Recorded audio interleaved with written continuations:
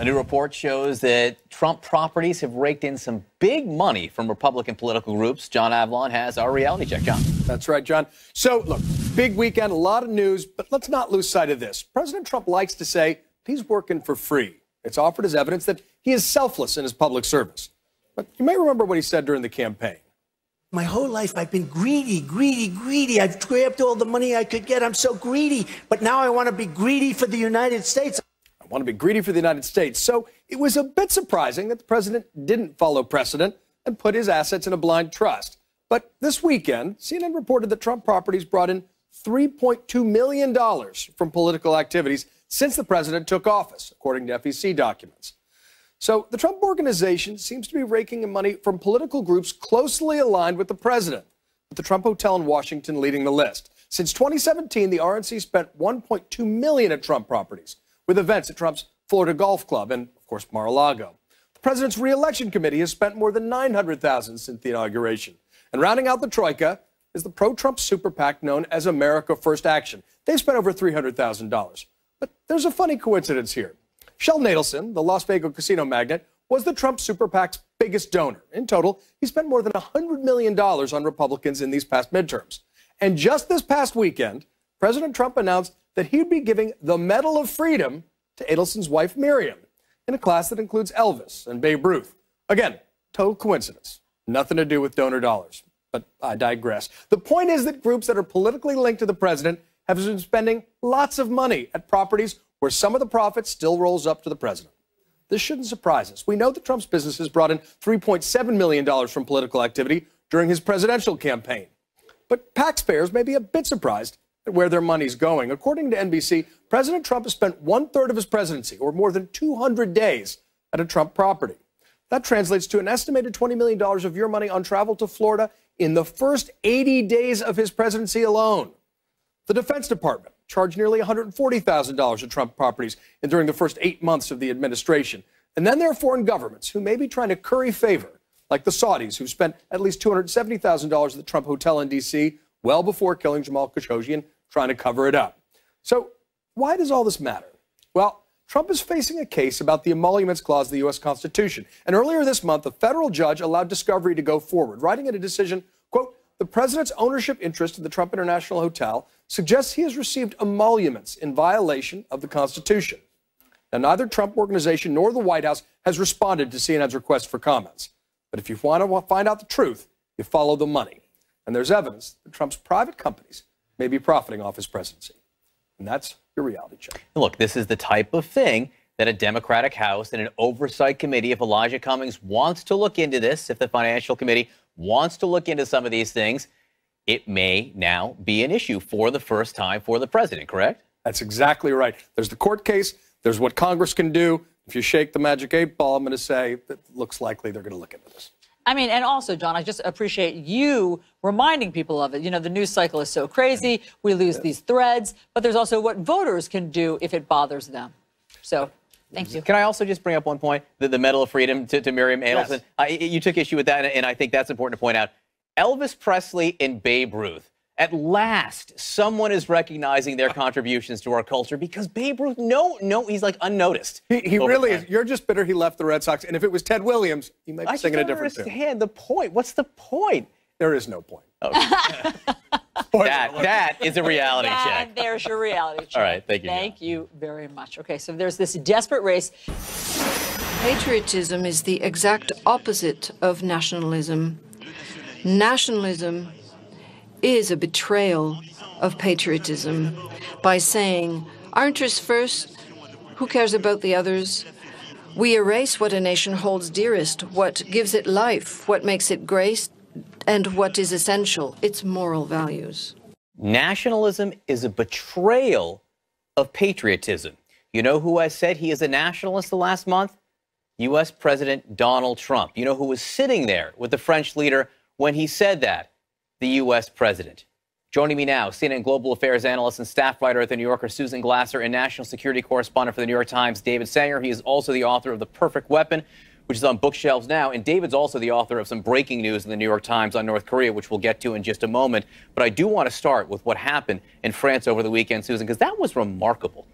what Emmanuel Macron said with Donald Trump sitting there.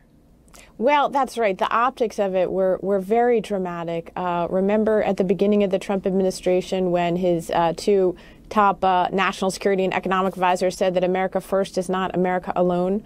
Well, both the advisors are now fired who wrote that, and Trump looked increasingly like America alone, I think, on the world stage. You had this dramatic vision of Germany's Chancellor Angela Merkel and the French President Emmanuel Macron holding hands, clutching each other as they showed that Germany and France, 100 years after the end of World War I, are united. And increasingly, it appears that they're united in opposition to the country that's been their main ally and partner. I think, Trump looks so much more comfortable on the campaign trail and in the rallies that he spent his time at recently.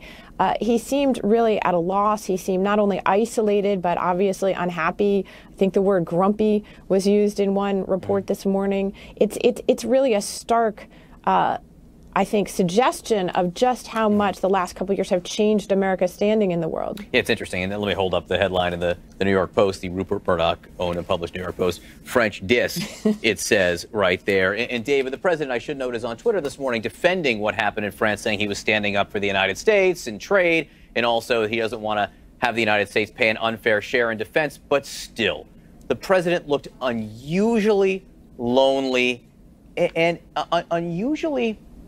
critics have said meek in France over the weekend.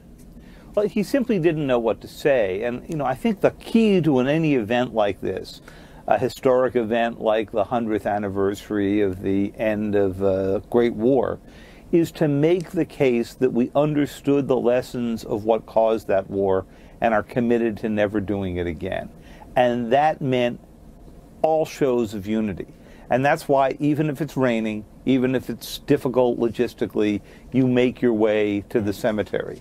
It's why you show up when all of the other leaders are marching down in unity toward the Arc de Triomphe. And what happened here was only two leaders weren't there at the right moment, and it was Donald Trump and Vladimir Putin. So I think that not only was the president uncomfortable, but it was clear that he fundamentally didn't believe in the mission here, which is the core of what Macron is saying, which is that sometimes the higher form of patriotism is that you subjugate your own national interests to a greater global interest. And that fundamentally runs opposite to Donald Trump's worldview. And we just saw it in stark relief this weekend. It's interesting because a lot has been made of the fact that he did not attend because of the rain, a ceremony at a cemetery. The helicopters could not fly, which to me seems like a plausible excuse. Could he have driven? There is a debate there. I think there's no debate that had this been President Obama, there is an entire cable network that would devote weeks of coverage to the fact that then President Obama would have skipped an event at a ceremony there. But be that as it may. And a Twitter feed that probably would have dwelled on it as well. In a Twitter feed. Well, the president would have commented on that, no doubt, as well. The fact that Emmanuel Macron felt liberated or emboldened to say what he said, Susan, with the president there, after all the affection physical affection they had showed previously. How do you assess that? Yeah, I mean, he's not sucking up anymore. I think he flew here, as you remember, this spring dramatically to have the state visit with Trump. It was all sort of love and hugs and state dinners. And yet Trump rebuffed Macron in exactly the same way he rebuffed the much more standoffish German Chancellor Angela Merkel. He withdrew from the Iran deal despite their lobbying. He's continued to be very aggressive in publicly chiding them over their defense budgets, in demanding trade concessions that they view as unilateral and unfounded. He's even accused them of being a national security risk to the United States in imposing steel and aluminum tariffs. And so Macron, I think, came under enormous pressure politically at home. As you know, his popularity has been dropping there. Trump is wildly unpopular in Europe. And I think that's a key factor that people should understand as they look at the emerging politics of this. Right. There's only cheers for Macron in distancing himself from Trump. All right, David Sanger, to your breaking news this morning, because I woke up to a headline in the New York Times that said the North Koreans have an active missile program at secret sites, essentially pulling one over on the United States. What are you reporting this morning? So here's what we're reporting, that the North Koreans have said to the president that they are dismantling a significant missile test site. And when you look at satellite photographs, some dismantlement began a few months ago. It halted, but at least it was on the way. And they've done a few other things, including blowing up at least the entrances and maybe the interior of a nuclear test site. So the president has repeatedly gotten out and cited this as evidence of progress. And at his press conference last week, he said, we have plenty of time and this is going well. Well, we know it's not going well. Secretary of State Mike Pompeo had to cancel a session with the North Koreans in New York last week when the North Koreans didn't show.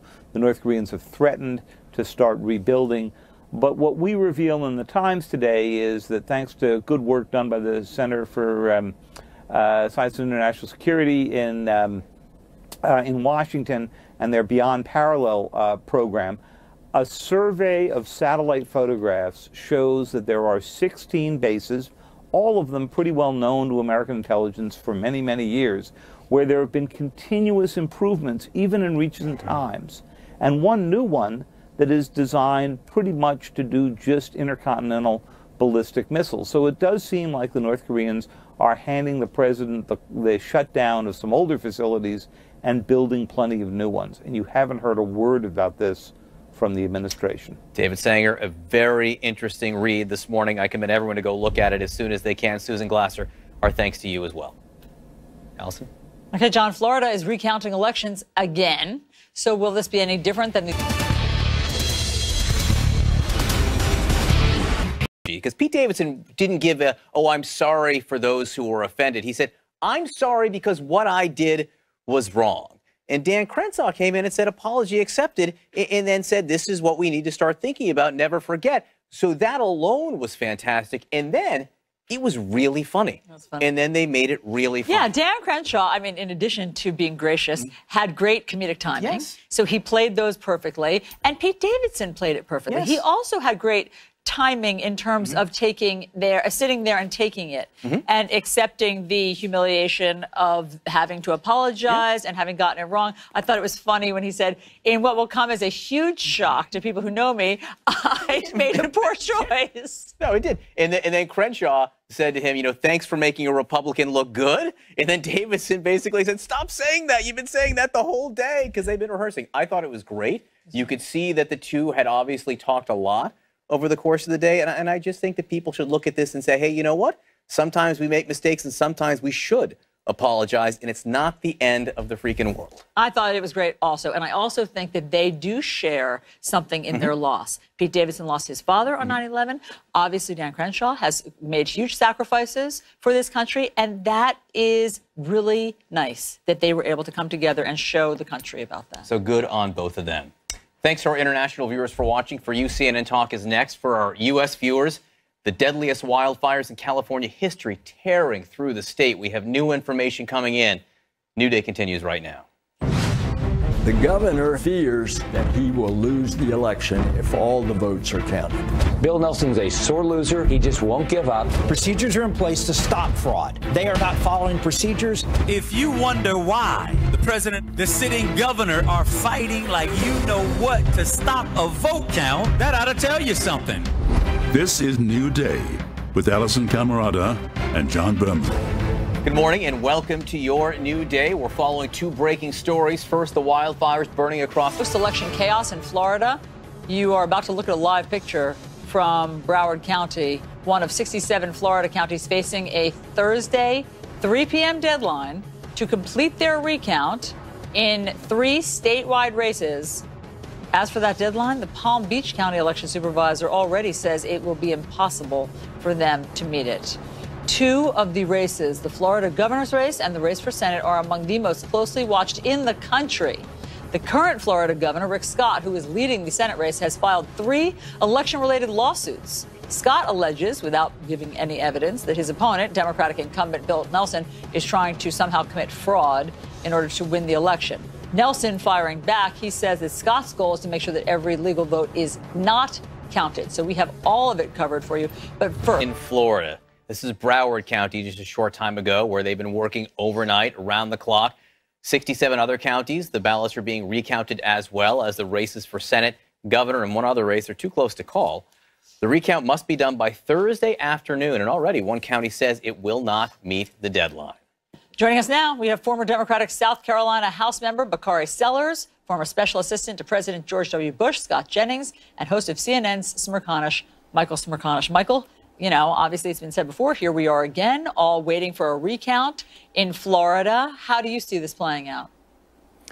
So in Broward County, as you've been reporting, 25,000 fewer votes recorded for the U.S. Senate race than the Ag Commissioner or the gubernatorial election. And that raises legitimate question. Where are those votes if they exist? Or was it a poorly conceived ballot? Remember, Alisyn, in 2000, Pat Buchanan, in a particular precinct that got a lot of attention, a very Jewish precinct, folks who had come from New York and relocated to Florida, got 47 votes in a location where Al Gore earned 150. A butterfly ballot was confusing. And I think this presents the real issue. Human factors. Stuff happens on Election Day. Think about it. We create this apparatus twice a year, largely comprised of volunteers and people who are earning just a stipend. And they have this massive responsibility with very dated equipment. It's very easy from the outside looking in to throw a flag and say, well, it must be fraud. But mostly, it's human factors. That's right. And the recount is happening because it's mandated by Florida law. This is happening because the law says it has to. So, Scott, help me understand then why there are accusations being thrown and lawsuits being filed here when it's the law that says this recount needs to be happening. Well, I don't know of any Republicans that don't want every legal ballot to be counted, but there are real concerns with the Broward election supervisor, Ms. Snipes. I mean, she's mixed lawful and unlawful ballots. She's counted ballots after deadlines. There's been a lack of transparency. They have found bags of ballots. The courts have had to step in. I mean, there's repeated incompetence here, and it's not fraud, but you can see how people would be concerned about how incompetence could muck up this election. I mean, I wouldn't let this lady organize a two-car funeral, let alone count all these ballots in such a close election. So I think what Republicans want is a fair, competent process, and they're worried they're not getting it. Well, I mean, Bakari, Brenda Snipes does have a checkered past with things having gone wrong under her watch in previous elections. But wasn't it Governor Scott who could have gotten rid of her, could have fired her?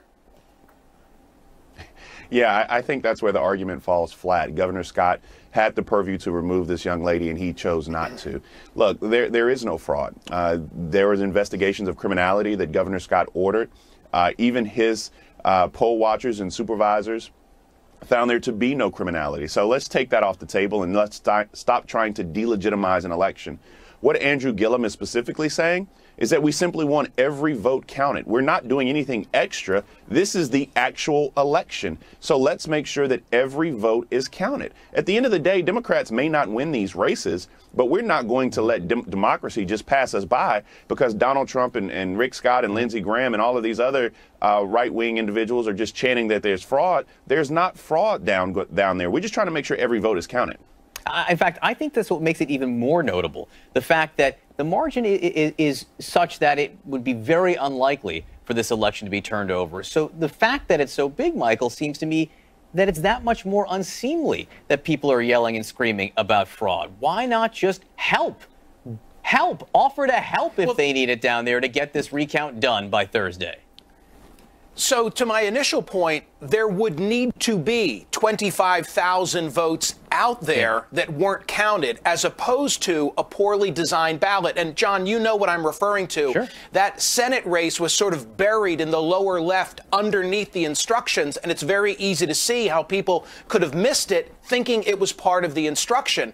If those votes existed, then we'd have something to talk about. But my hunch is it comes back to the human factors. Right. May I make this observation? We're not having this issue in Oregon. We're not having this issue in Washington. And we're not having this issue in Colorado. I think it's time the nation wake up and go to a mail-in ballot system where people don't have to stand in line for hours. I mean, this stuff is third worldish. It's beneath all of us. And I want every vote counted legitimately. That should be the goal. Right. All right, Bakari, I want to hopscotch to you because of what happened over the weekend, where Democrats sort of laid out some of their agenda. And what Jerry Nadler, who will be sitting on possibly the leader of some committees, says is that, you know, investigations are at the top of their priority list. Investigations into President Trump and his finances and his taxes and hush money payments possibly to Stormy Daniels and Karen McDougal.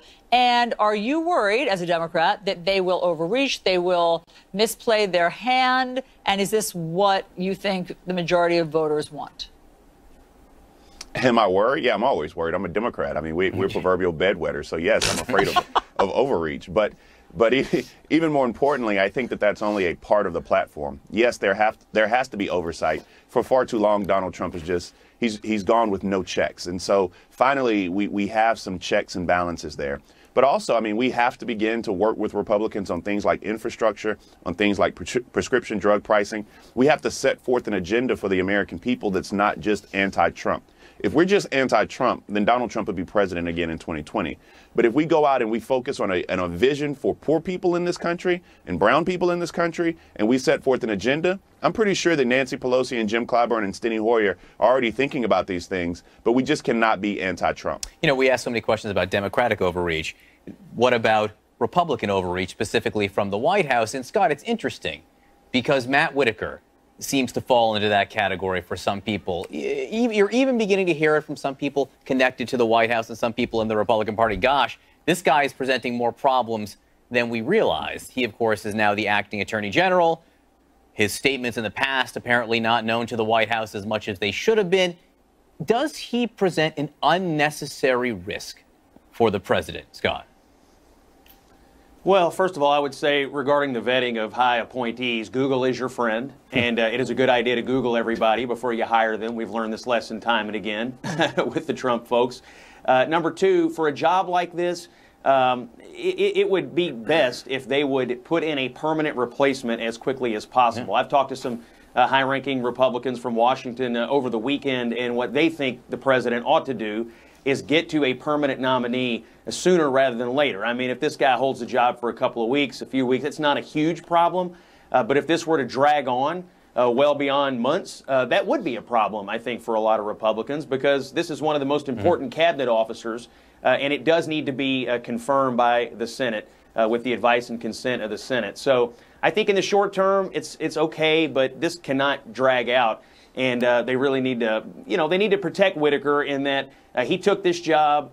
There's obviously issues that Democrats have flagged, and to watch him get sort of put through the ringer, you know, for a few months next year wouldn't serve him well, and it wouldn't serve the president well either. That's an interesting perspective because, Michael, so many political watchers think that Whitaker was chosen by design because he does not think necessarily that the Mueller investigation is valid or that it's at least overly broad, and that's why he was chosen, and that's why he will stay through his 210-day, you know, whatever that is, the mandate of how long an interim can stay. The sort of issues that are being raised about him, Alisyn, like the one you've just referred to, his view of the Mueller probe, or to me as an attorney, something that's of great concern is him apparently not believing in Marbury versus Madison. These are precisely the type of issues that would be raised in a confirmation process when someone would require Senate confirmation for permanent posting in this position. So we're being robbed of that, and he's being robbed of the opportunity to explain himself. You know, best would be that the president put him up and let's let him go through the process. But one thought I have is all of this will be trumped soon by Mueller. I have to believe that this is about to come to a conclusion, and finally we're going to see what he has. You think it's in the president's head this weekend, Michael? Do I think it's in the president's head this weekend? Yeah. Do you think it was? Because oh, absolutely. Go ahead. Yeah. I mean, John, I mean, Mueller was awfully quiet through, you know, adhering to that guideline within the Justice Department of not doing anything close in time to an election. But what really is there left, as far as we know, for him to do other than question the president? I'm not convinced that ever happens. And I'm not convinced that Mueller really needs to question the president through interrogatories or face-to-face questioning. I think he's going to wrap it up soon. Gentlemen. Thank you very much. Great perspectives. Thank you. All right, President Trump, he took to the world. The Democratic candidate for Florida Governor Andrew Gillum has withdrawn his concession as a contentious statewide recount gets underway. There are now lawsuits and accusations of foul play. So joining us are former Ohio Secretary of State and conservative columnist Ken Blackwell and the former U.S. Attorney in South Florida, Kendall Coffey. Gentlemen, great to have you both with us. Mr. Blackwell, you claimed last week, you said Democrats in Florida are, quote, manufacturing votes. Do you stand by that accusation? I stand by the accusation because, look, there's a history of chronic malfeasance. There has been lapses in transparency and missed deadlines.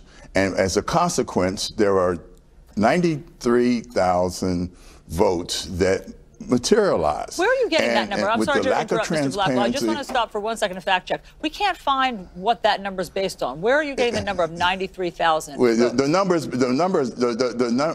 is based on what was at 30 minutes after the polls closed. Yeah. The number was 634,000 votes. Yeah. It materialized over the next 24 hours to increase by 83,000 votes. And are those overseas military ballots and absentee votes that have No, they're not. How do you know? So the reality is that the rules say that those votes should be tabulated. Yeah, all votes. And we should know the number.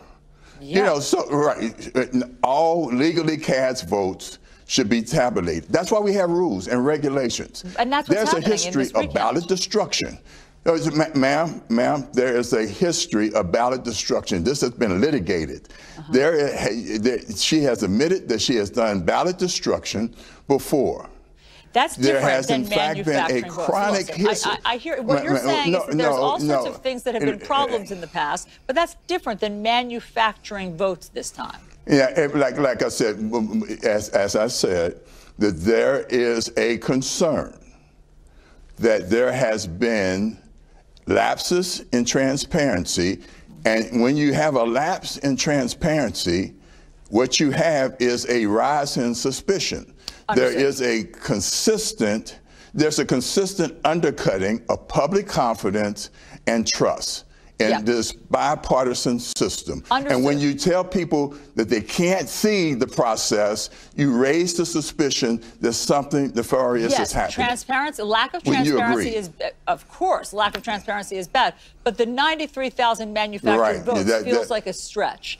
But let me bring in Mr. Coffey. Well, it feels like a stretch to you, but that's why the courts have decided that, one, she was wrong in the lapse in transparency, and we, in fact, need to put eyeballs and light on the situation. And I can tell you, look, if it's chronic malfeasance versus manufacturing and a vote, then that'll come out in the wash. Yes, agreed. I want to get in, Mr. Coffey. It comes out is that we, in fact, we're now within. We're not within the margin of litigation, which I think that's what the Democrats wanted to try to push this to. No, we're not. We're in the margin of recount.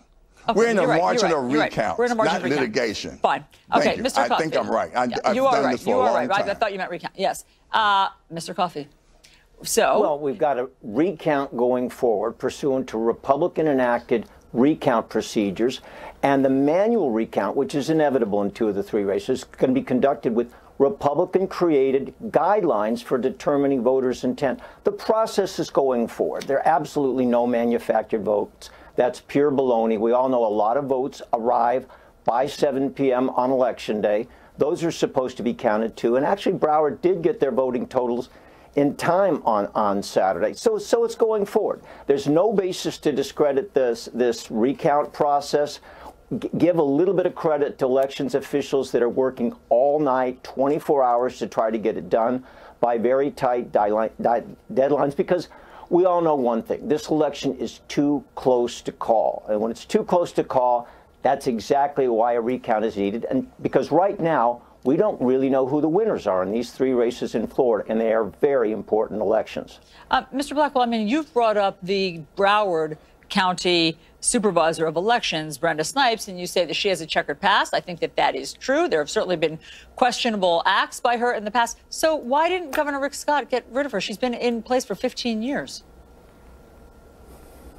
Well, look, at the end of the day, I think that's a very, very good question.